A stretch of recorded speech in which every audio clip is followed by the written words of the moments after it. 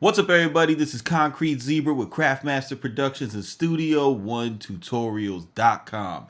And today we're going to be going over our next installment in our beginner series, the Arrange window.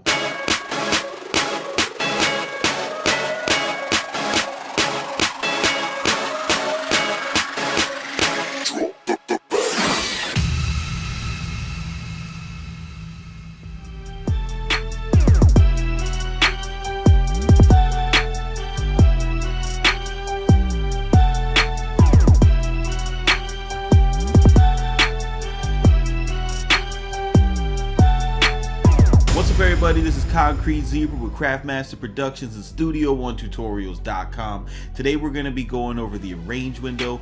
This window is the window that we're looking at right here. Before we get into this, I just want to remind you guys that we currently have up on the site my brand new product that I'm super excited about. You guys should be too. It's what a lot of people have been asking for. It's called Bag Up. It is a collection of 5 beats that I have produced, and the reason why it's special is because when I was making these tracks, I made them with the intention of getting them placed, so they're not like 5 throwaway beats that you would get from a regular construction kit. Can't even call this a construction kit. What this is this is 5 sessions, so you could see the entire thought process, the automation, the pitch bends on the hi-hats, how I use sample one, how I structure my drums, how I do all of my change-ups. I've also included 4 beat templates with the arranger track already installed, so you can see all the different parts that you need to make. There's the stems for every single track, there's the MIDI for every single track, and there's a brand new bag up drum kit included with 808 snares, hi-hats, kicks, and everything that you need to make just amazing music. So definitely go by the Studio One Tutorials main page and check that out. It's $19.99, just in time for Christmas. I know you guys are going to be on break and just grinding in the studio, and it's definitely a big help and learning inspiration to get you up and running. So enough about that. The Arrange window, when we're talking about Studio One, it's good, especially if you're watching tutorials, especially my tutorials, because I don't do a lot of beginner tutorials, and the way I talk to you guys is I talk like I'm talking to intermediate producers. And I actually have a friend who he started recording his own vocals, and I gave him my tutorials, and he's really the biggest inspiration why I'm doing this beginner series. So he's like, dude, I don't understand none of them words you say when you fucking talk. So I wanted to kind of do this and you know, start getting just the vernacular down. So the Arrange window is what we have in front of us. It's this space right here, and basically it's the lifeblood of the organization of the track. Now, the first thing that you want to notice is your timeline up top, and you can zoom in and out on this timeline by clicking and holding and going up to zoom out and down to zoom in. That is a old mechanic from Cubase that I like. The Studio One added that in there because it just goes to show that they really thought about adding all the different pieces from all the different DAWs. The next zoom point that you have right here is this time zoom, where you can do the same thing, right? And also, if you hold down your control key and you have a scroll wheel, you can what the hell? You can zoom in and out. I don't know why it's not doing it right now though. It's probably because I don't have any regions up, but I'll show you that in a moment.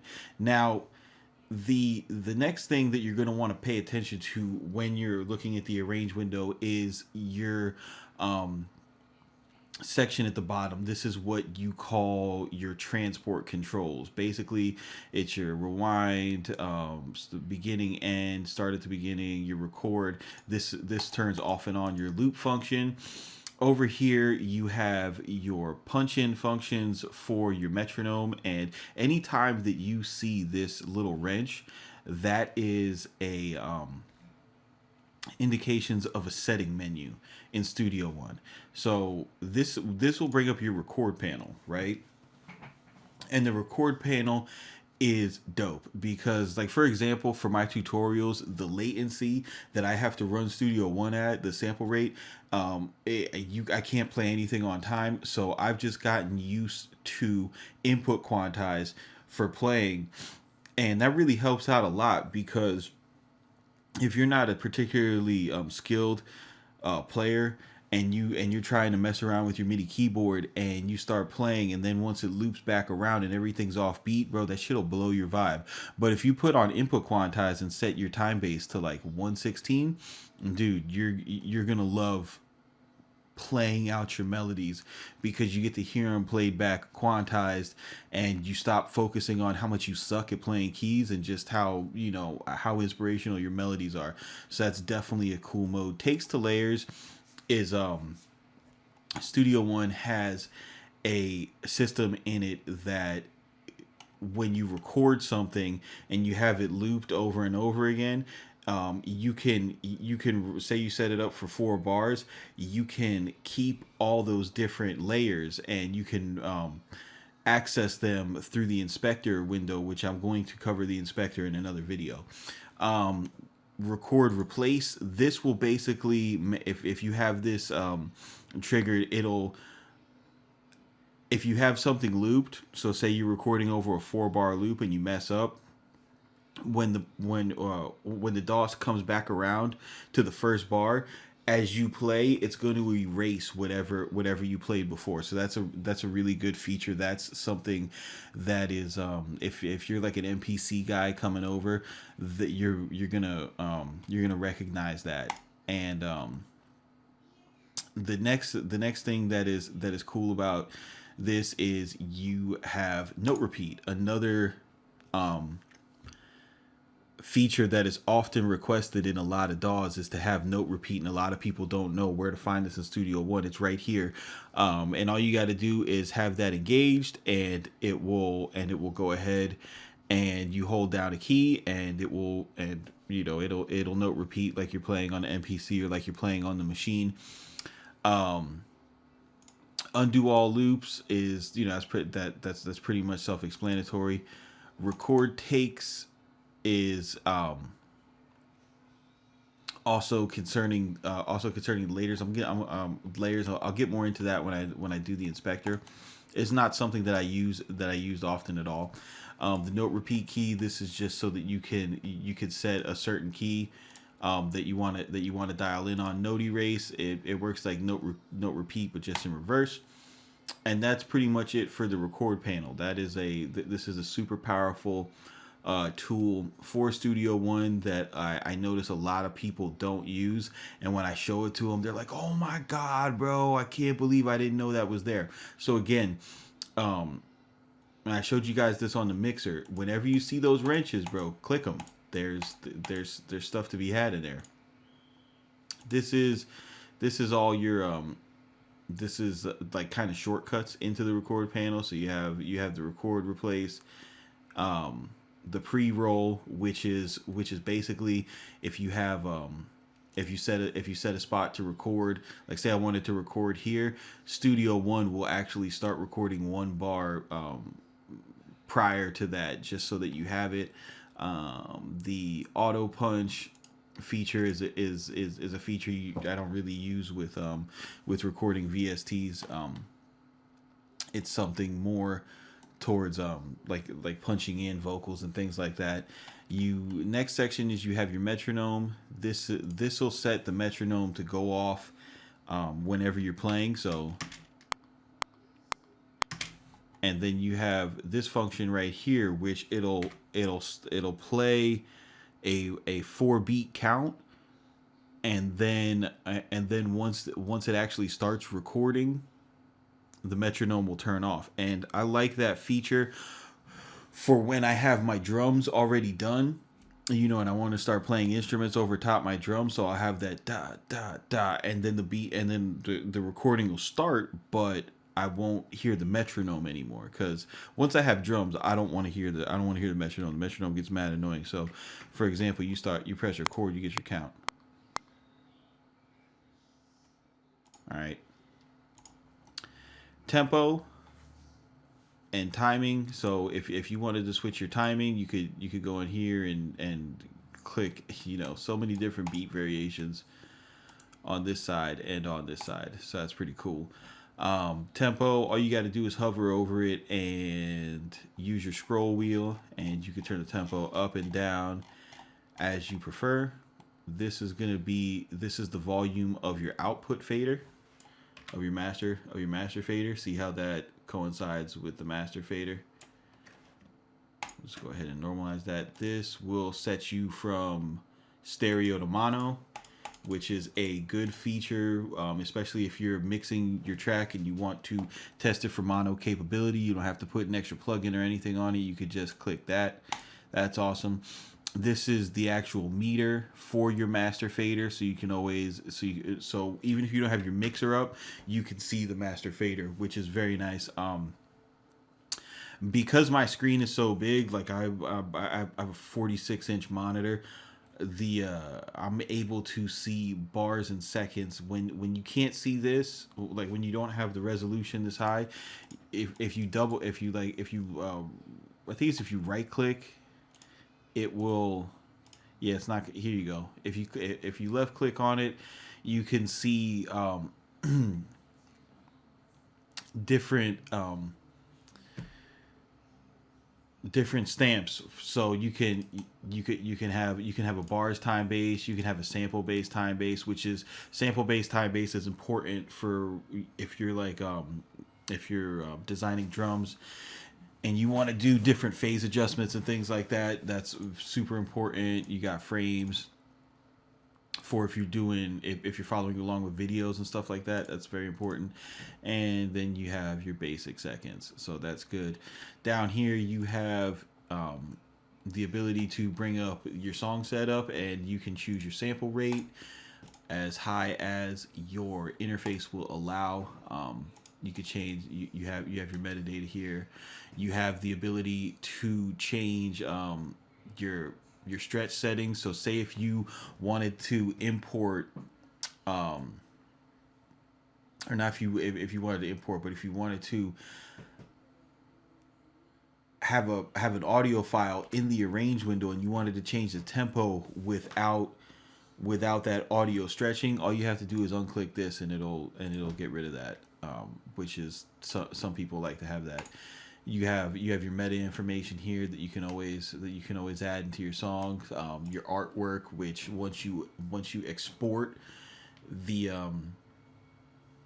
song, this will show up on your MP3 player or your iPod library or your iPhone or things like that, which is cool. So if you have a bunch of beats that you're throwing into your iPhone, for example, and you want to have a default artwork for them, and then that way you get that Apple colorway, and it just looks dope. You can set up a default artwork for your stuff. Obviously your metadata, your copyright information, things like that. It's really cool. You can get to your input and your output settings through here. Here's your outputs. So very powerful stuff right here. And it's all really really administrative things. And I just find that a lot of people wind up asking simple questions about like, oh, how do I do this, and it's all right here.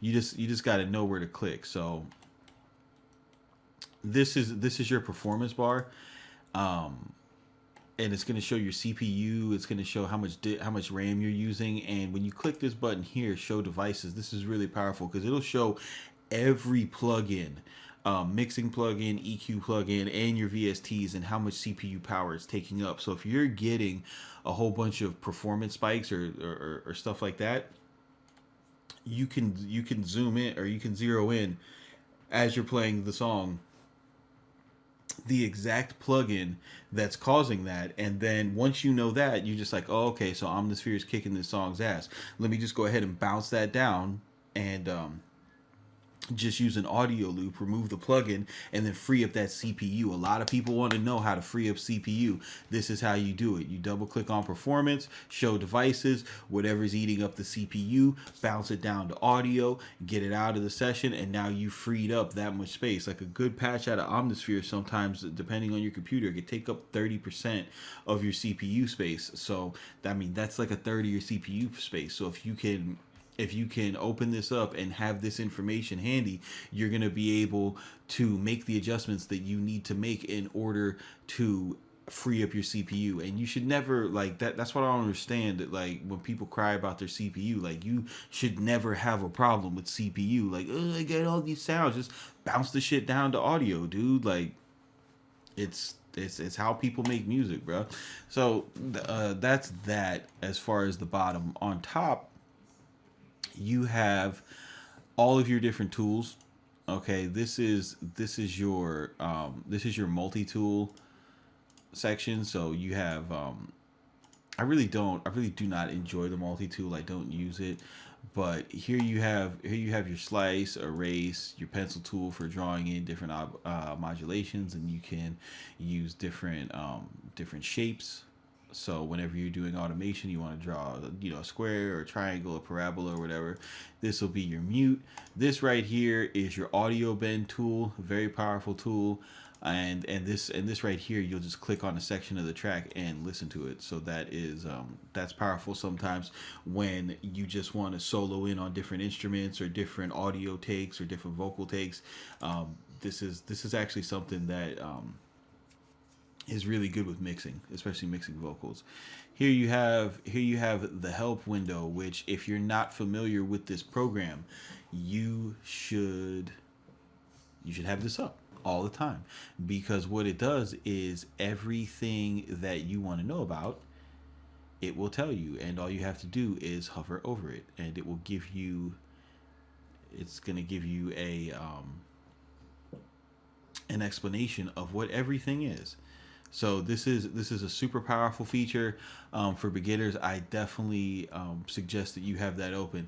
This guy right here, this section right here, these are all panels. So you have your help panel, you have your audio bend panel, you have your insert silence panel, you have your quantize panel, and you have your macros, which I do not have any macros programmed, so we're not going to get into that. And this is for like audio quantize. So you could take for example, you could take this stupid little loop right here. That's not really much of a loop now, is it? Let's see. Let's find a loop. All right. So say you take this guitar loop right here, and you've got this guy going.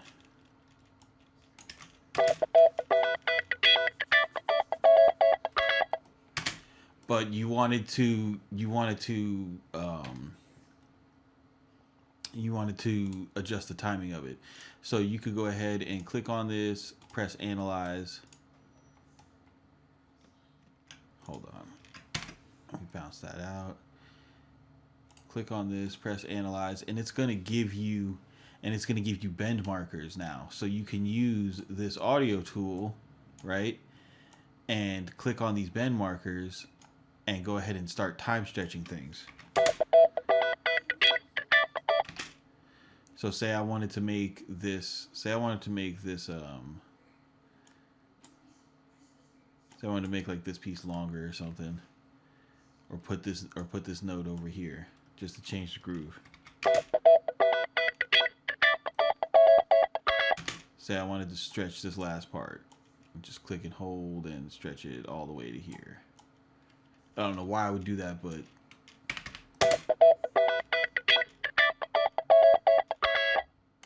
you could totally manipulate audio with this. Say I had a piece of audio that was like a drum loop or something, where, let's see, let's go find a,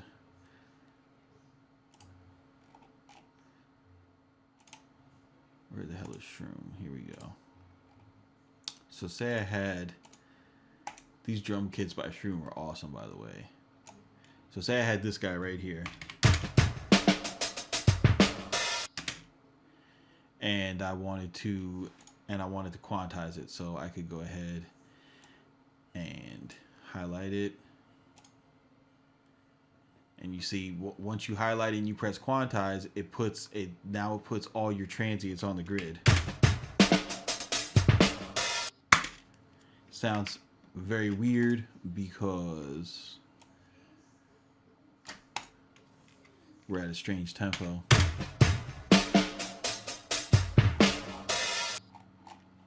Let's get it closer to an actual tempo.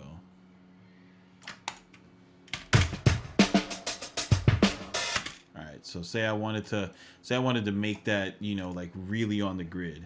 I could go ahead and click that and action, quantize, and click apply. And now it's going to be more on the grid. And then say I wanted to make, you know, my own samples out of this and, you know, put it into sample one. You click slice and then get some auto fades in there, click apply, and now I've got all these different slices to work with. And then I could go and highlight that and go to send to new sample one. I have my keyboard up. Let me get that going.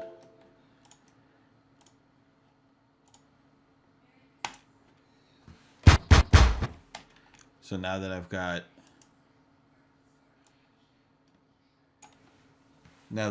that sent to a sampler,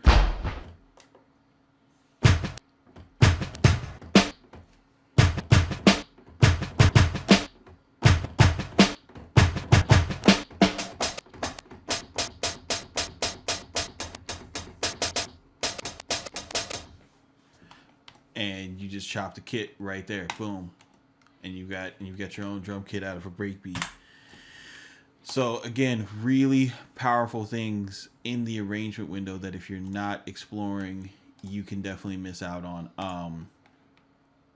Insert silence. We could take this same break, and this is really good for vocals. I love this for vocals because what it allows you to do is you get these artists who record, you know, all this dead space, and you don't want to go and zoom in and just get rid of all that silence. So you could set silent thresholds with these parameters right here, and just go ahead and click apply, and it's going to remove the silent parts from the recording. So you don't have to deal with maybe like the hiss in the background, or just any of the ambient noise that you would get from their session, which is really awesome. It makes everything go really fast. The Q button, basically it's going to allow you to change your quantize settings.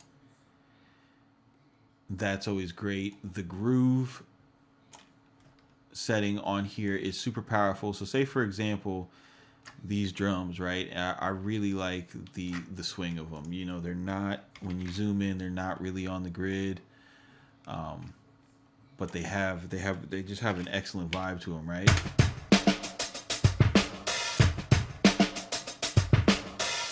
And what I want to do is I want to quantize, you know, my pianos and my strings to have this same, or something that makes more sense. I want to quantize my bass line so that it follows along with these kicks, and I want the bass to hit at the same time as the kicks, like a real player would. So what I would do is I just click and hold this and drag it up to where it says add groove pattern. It's going to give me these marks inside the track. And if you notice right here, it says kit breakbeat 4, and I have this option A, B, C, or D. So when I go ahead and I say I want to add in Omnisphere real quick and get a bass line played,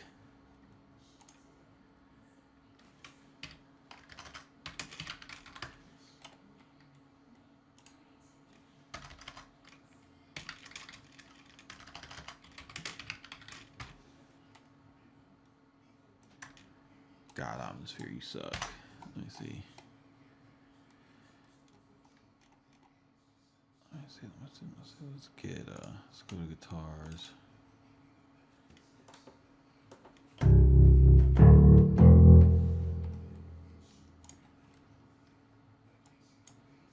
So when I add a new region, I have the choice to either pick. Let's see, we bring this down. You press Q down here. Now, if I can either use the quantize that we just got from this kit, or I could select B and just use my regular options here. Okay. Or I can go back to A, and then here's my groove pattern that I selected. And let's see, I go and program.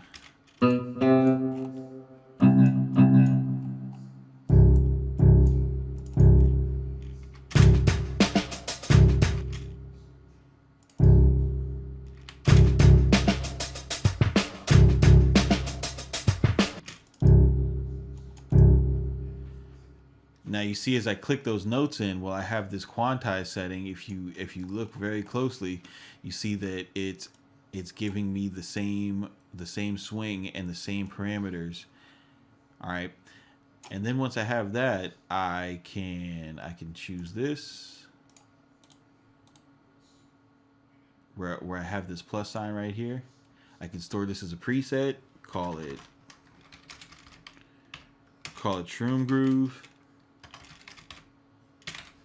And I will always have that quantized preset to get to, and all I have to do is click on the Q button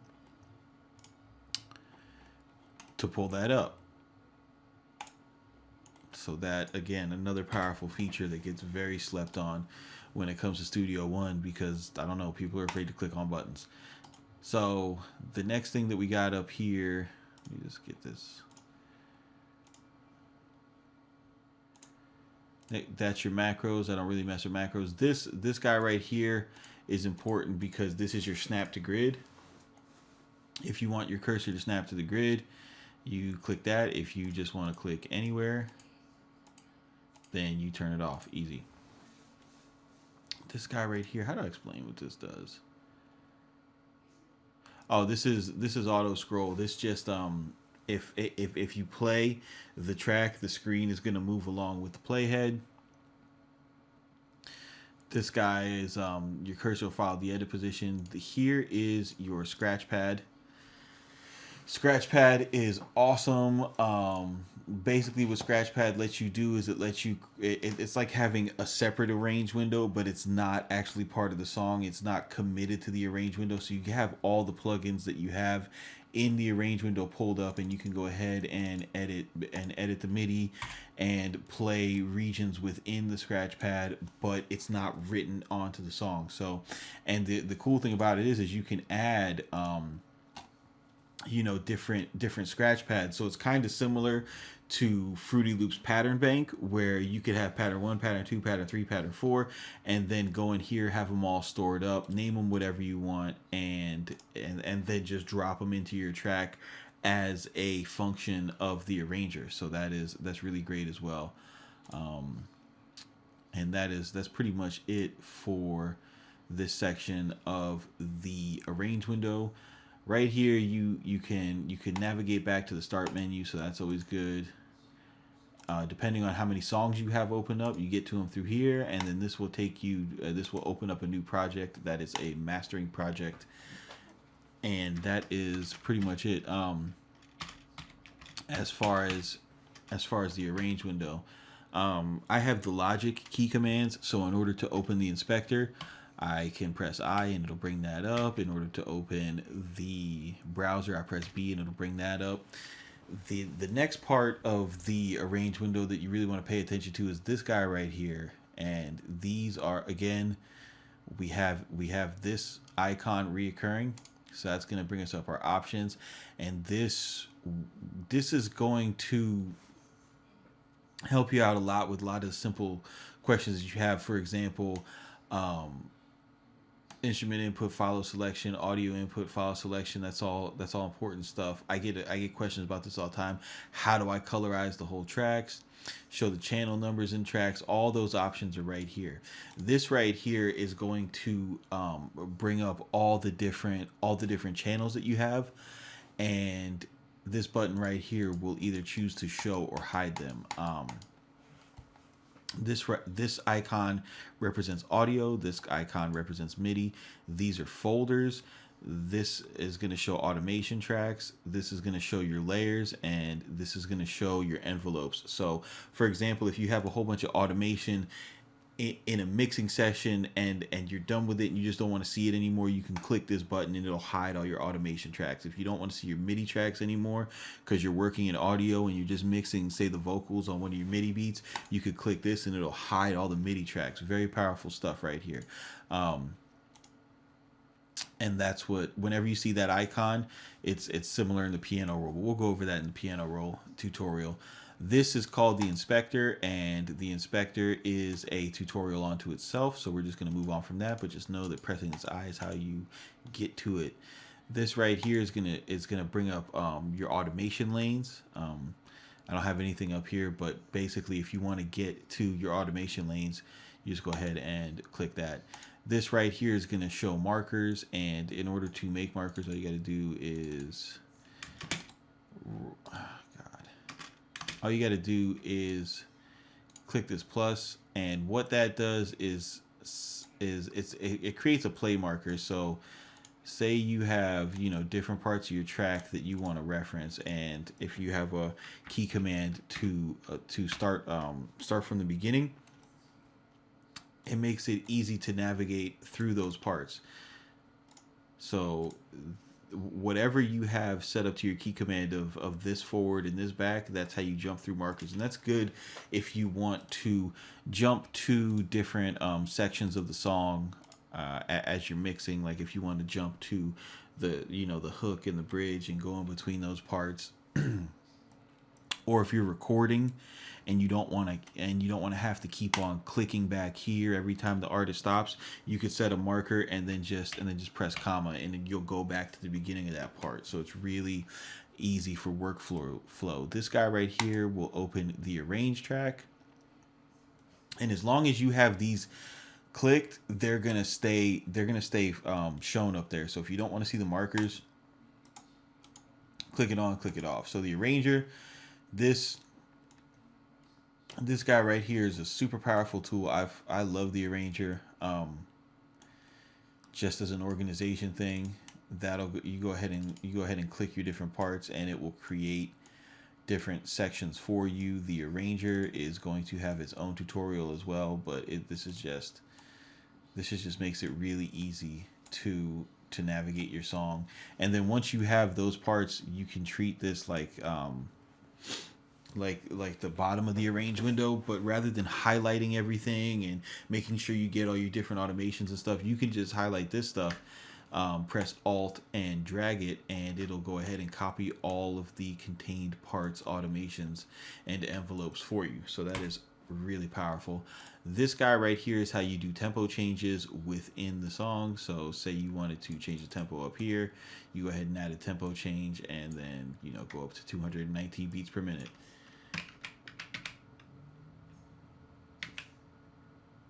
And then what else do we got? And then this is your add tracks. So if you want to add an audio track, you want to add an instrument track, an automation track, or add a folder, this is one way you could go and do that. And that is pretty much it for the arrange window. I know it's a lot of content, it's a lot of stuff to take in, but just understand that there's a lot going on in this window, and definitely don't feel intimidated by it. You could always come back and watch this video, and you can always have the question mark engaged so that you have a visual reference and kind of a helper telling you what to do. But if you're just starting out, I'm telling you, like, at least 50% of the questions that you have of how do I do this is some type of button in this arranger. So definitely want to get to know this. Rewatch this video a couple times. Keep it simple, don't be basic. This is Concrete Zebra with Craftmaster Productions, Studio One Tutorials.com. Don't forget to go get your copy of Bag Up today, and we will see you on the next one.